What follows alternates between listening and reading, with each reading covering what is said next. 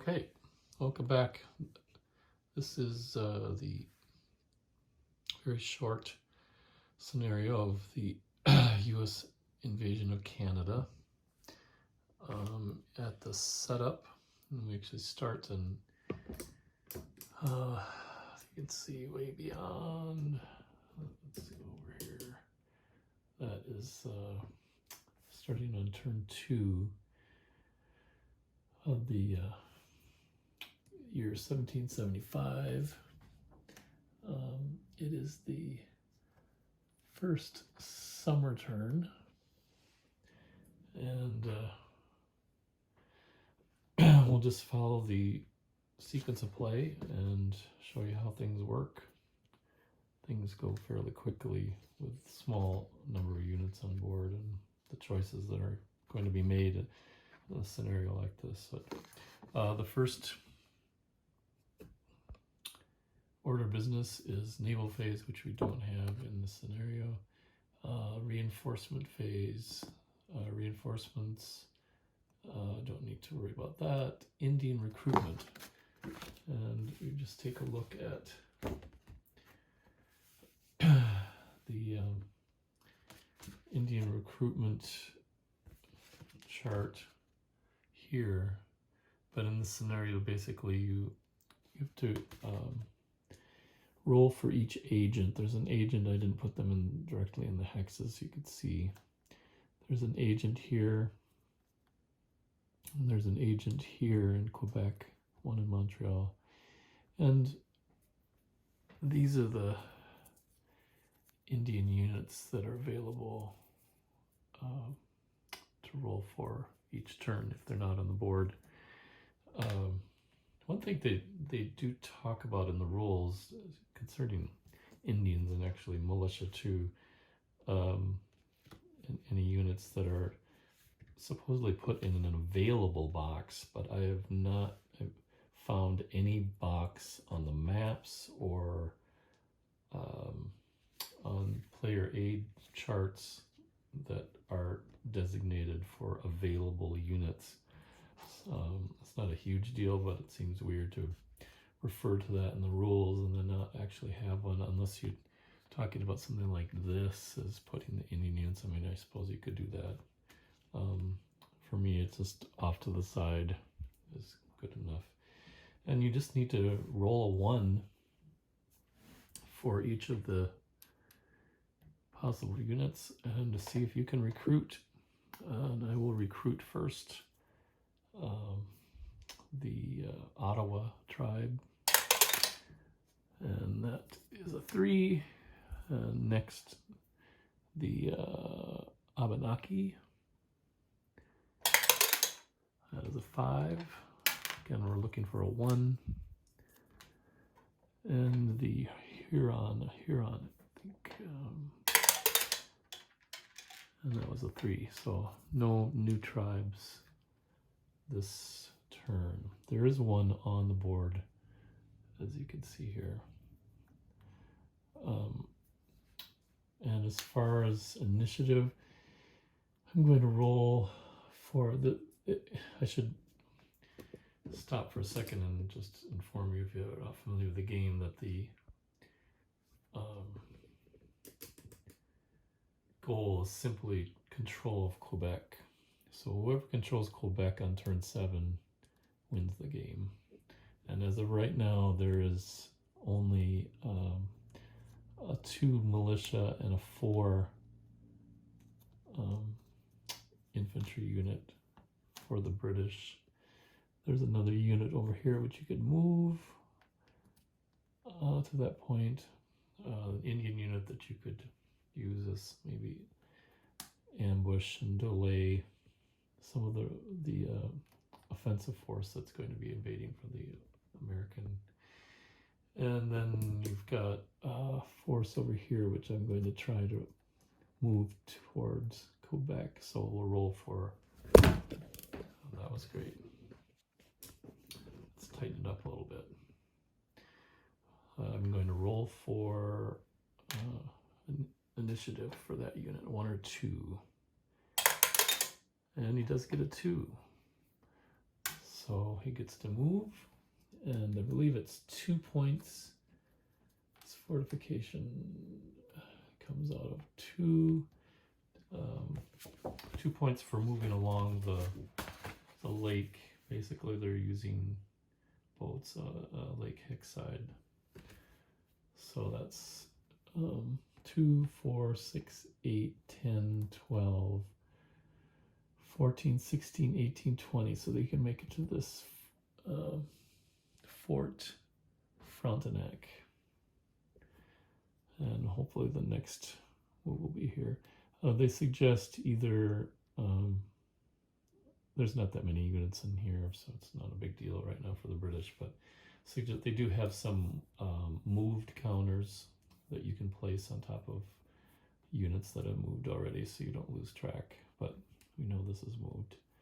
And I think I'm going to try to get, since they do not have a leader here, and he's got one, I'm going to try to get this unit over to Quebec.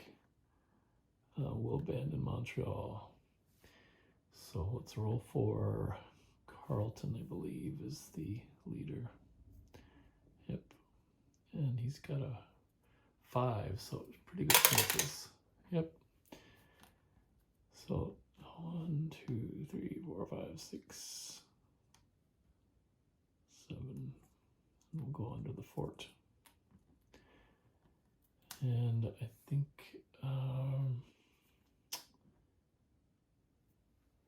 going to try to go for the Indian, in the Indian unit to move and kind of set up for ambush if they possibly can. They did not get initiative, so they're stuck there. I think that's the British move, and move on to the US part of their turn. Reinforcements are already in place, and let's look at initiative. I think in this case, Montgomery's not supposed to be there. Going to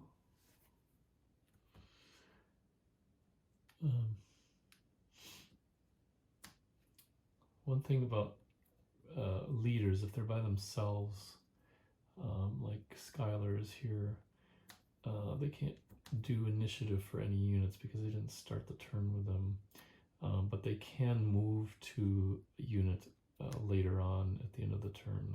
It's called leader redeployment, so we'll have to try to get some initiative going here with the units that do not have leaders right now. So let's roll for the artillery unit. Need a 1 or 2. Nothing there. This 1st Connecticut. Nothing there. And the 4th Connecticut. That was a 6, so nothing there. And I think for right now we'll probably move this up so we can, if possible, let's see, 2. Okay, so no units got initiative. That was not a great turn for the US.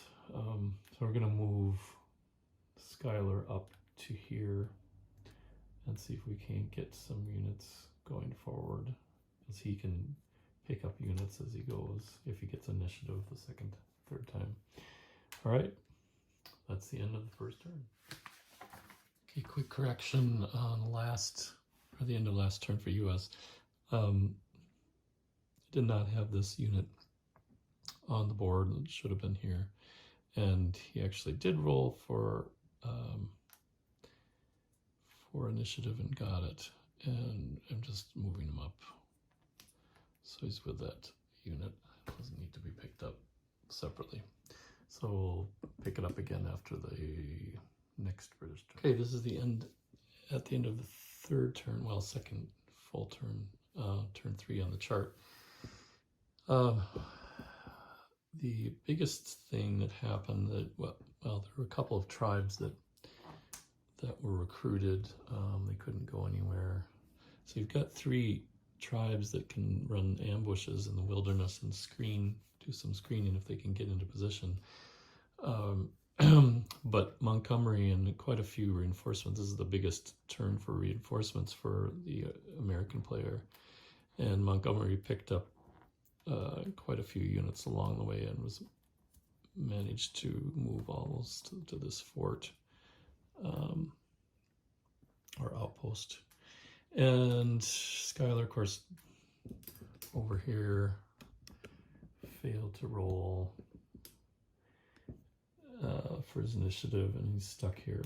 And I can see already a mistake that I made concerning the use of leaders. And since Schuyler was put on the artillery unit, he's responsible for getting that, and it's the only artillery that the US has. The British have artillery incorporated into their infantry units, so they don't have to worry about that. But I think I should have had Schuyler go to another unit, a less important unit than this artillery, because then Montgomery could have gone backwards actually, and then picked up the artillery unit and then gone forward, and so that was a mistake. And the main thing is it's another subtraction to the roll that's going to happen eventually in the big battle of Quebec. So once we get there, so that's positions at the end of the second turn. Okay, here's the end of turn 3, the fall turn of 1775. And there were no new Indian units. Did manage to get the Ottawa tribe moving to screen there, but it's not really great for screening large forces like that because they can't really attack. I mean, they can attack, but it's like a 1 to 3 or 4, whatever the worst odds are for attacking. Let me get my other chart.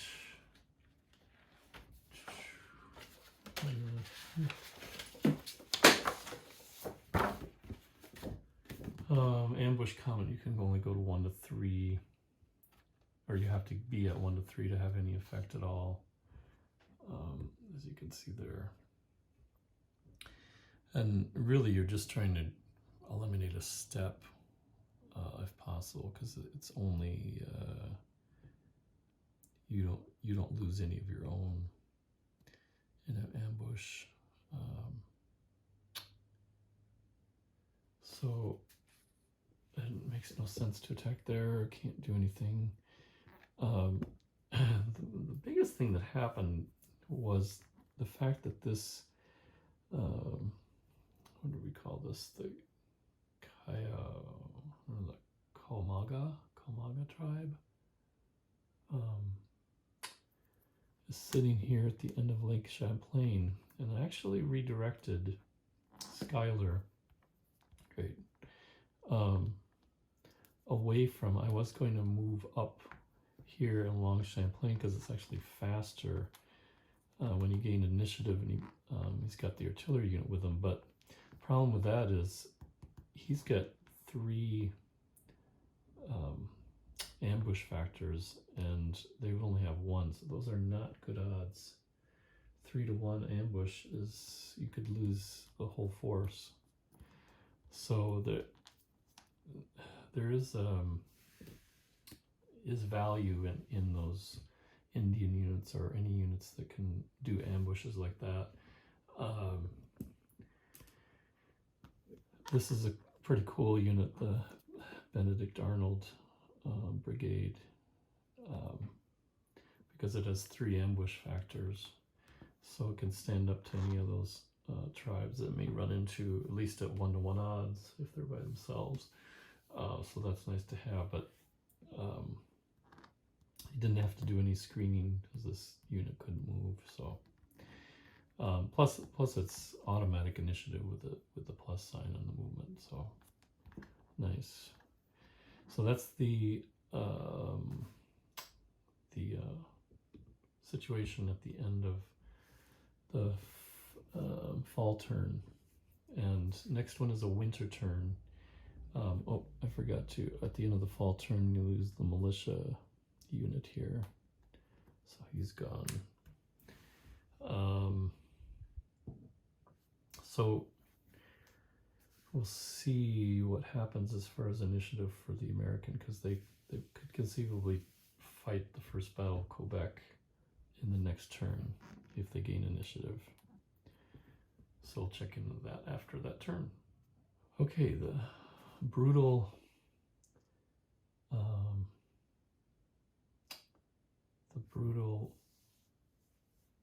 winter turn. British player didn't really do much of anything, and the US couldn't do a lot. And here's the problem. First of all, initiative. I did get initiative even with the subtract 2, because you subtract 2 on initiative for winter turns in the north. So then these individual units couldn't even bother trying for initiative. Skylar didn't get initiative. He needed a 1. The brutal thing is it's a winter turn, so everything's doubled. And you cannot use river movement. So basically 2 hexes in the wilderness is all you get. And I think even, and beyond that, the US player lost these 3 units. 3 Connecticut, very strong, so they will not be able to be part of the battle. And the sub unit is only worth 4, so you lost 24 and gained 4, so you lose 20. So that will hurt. I don't see any possible way of getting them up there before the winter turns start. It's too far. I guess maybe Lake Champlain. I'll have to take a look at that. That may have been, in fact, it probably was a poor decision on my part. I'll have to take a look at that strategy. Well, I'll revisit it. I'm not going to start the scenario over, but live and learn, realizing that there's no connection here. And I'm reading the rules that if you go to here, that's wilderness, and then you go to here, it's still wilderness because you're crossing through the wilderness. It's not connected by a river, so I'm playing that conservatively. Regardless, that's as far as they can get. And I believe with supply, the way it's set up in the winter, I think you have to be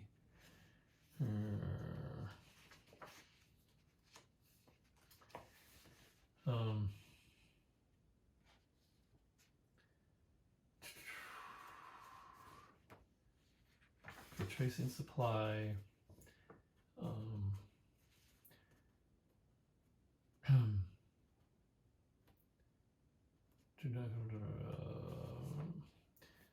they could place a supply onto a friendly supply hex. Okay, if the unit's civilized hex, which it's not, none of these units are in civilized hex. This one's okay. It's actually in the supply hex.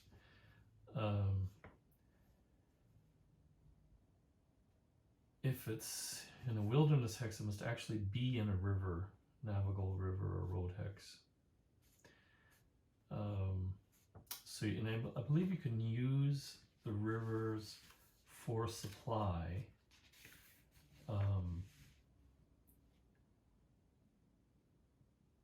Interesting. Yeah.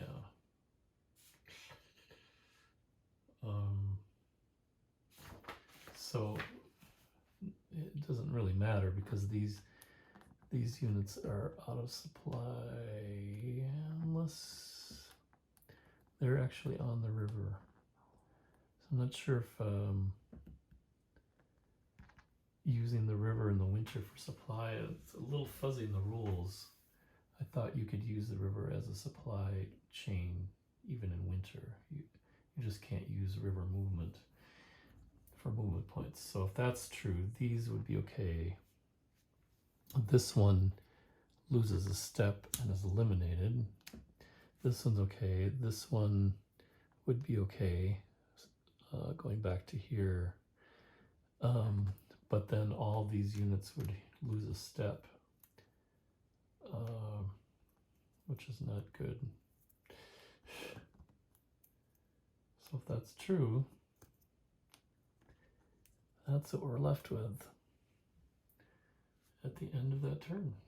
We'll see how the next turn pans out. Okay, this is the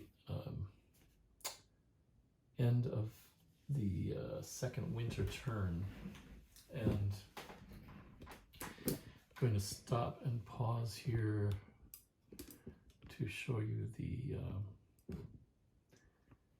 battle for the first battle of Quebec. And those are units that are the Montgomery managed to. He rolled a 1, fortunately, for his initiative. He needed a 3. Well, he needed to roll a 1, 2, or 3 because it's 2 subtracted. And then he rolled a 3 on his next roll to pick up the units that had just been for reinforcements in this fort up here, this outpost up near Montreal. So here's our battle. There's no artillery, unfortunately, for the US.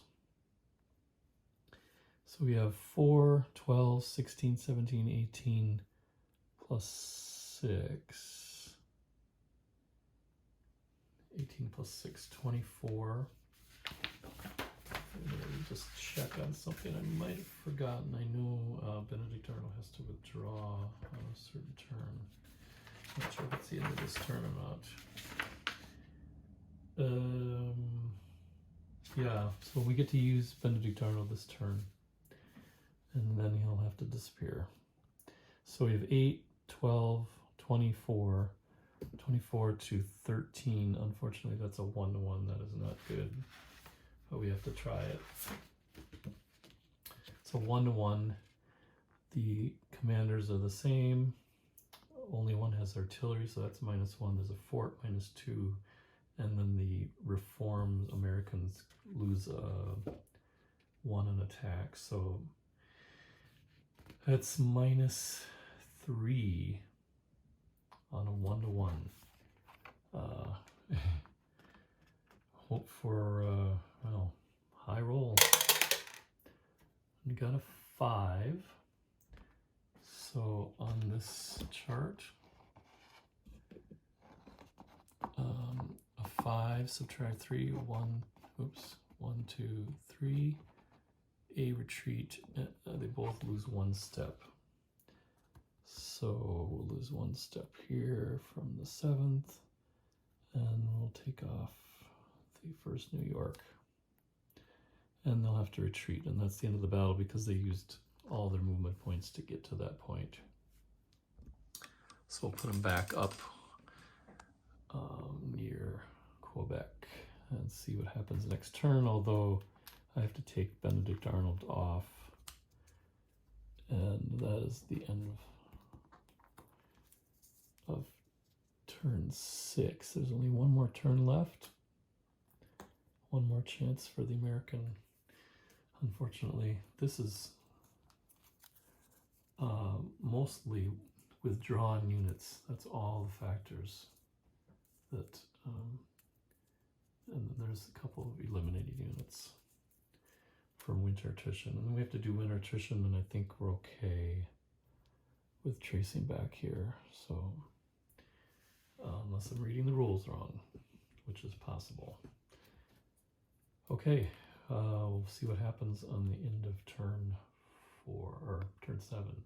Okay, We'll pick it up at the end of the American turn, the last turn of the scenario. In the rolling for initiative, we're back to normal movement points, normal initiative rolls. And I just took a chance at, I used Skylar to bring up the artillery and the other unit so that I would at least have some more factors to work with against the British.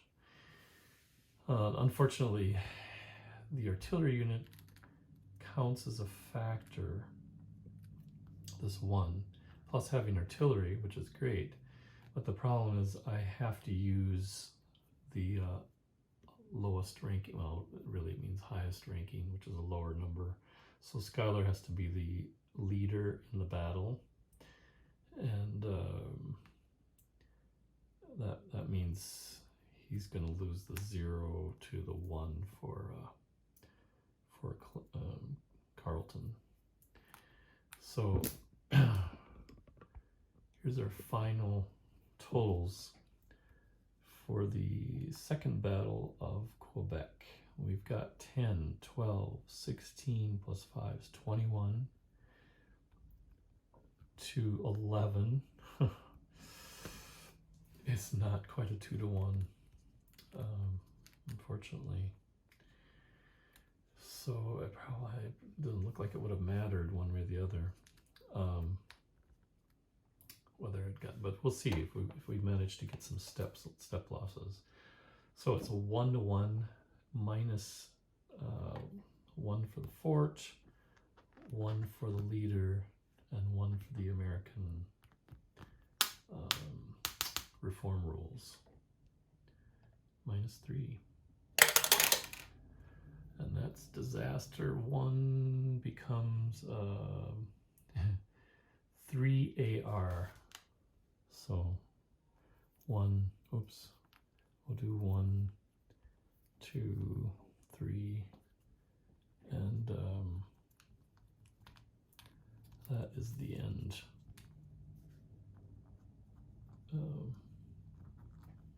They don't lose any.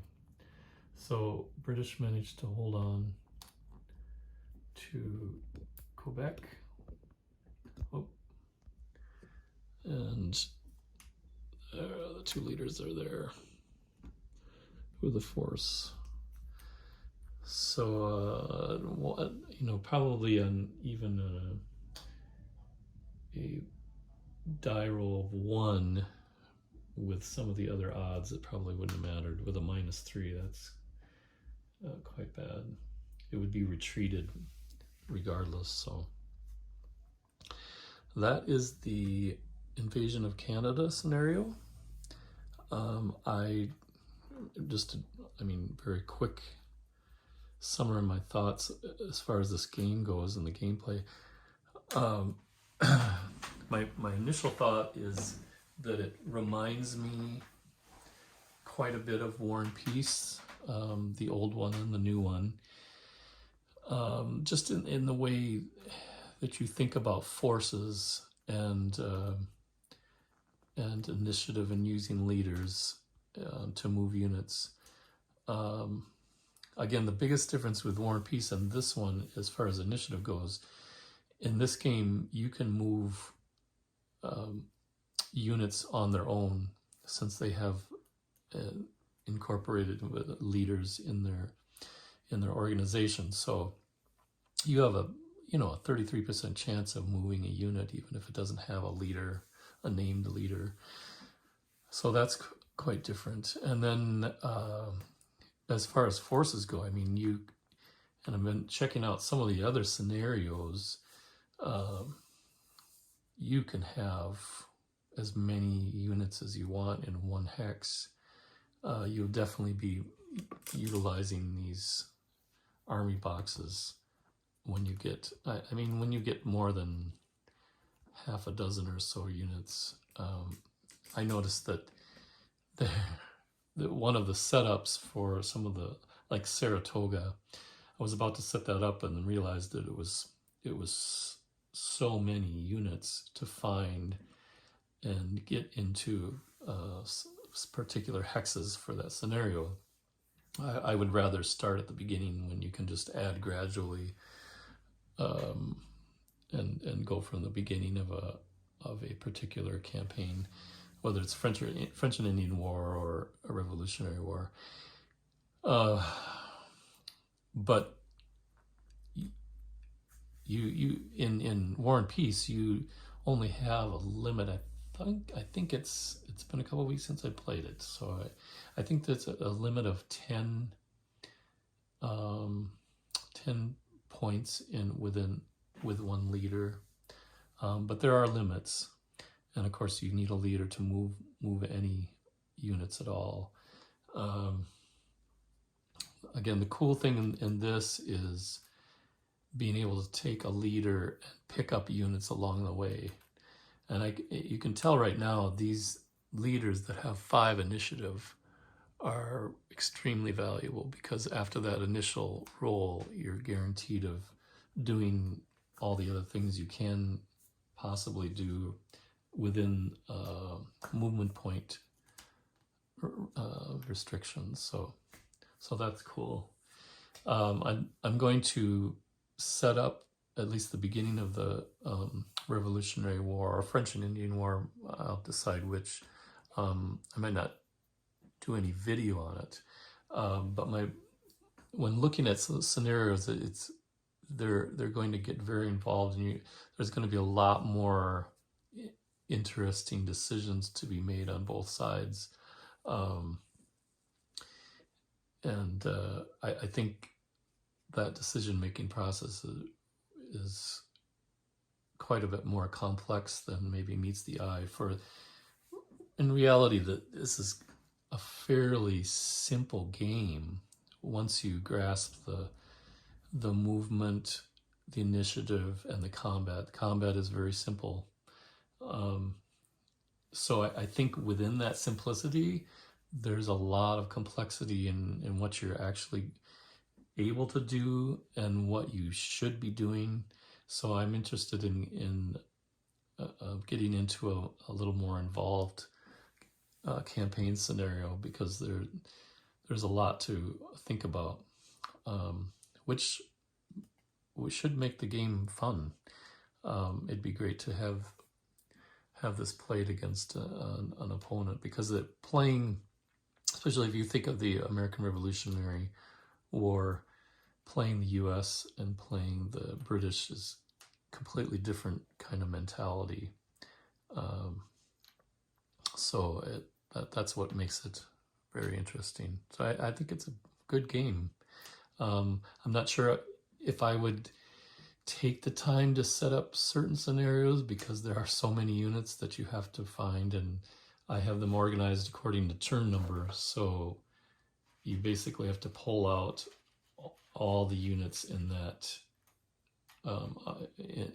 game up to that turn that you're starting. If it was starting turn 13, a lot of the units that come in turn 3, 4, 5, 6, 7, etc. are going to be a part of that. So you'd have to find them.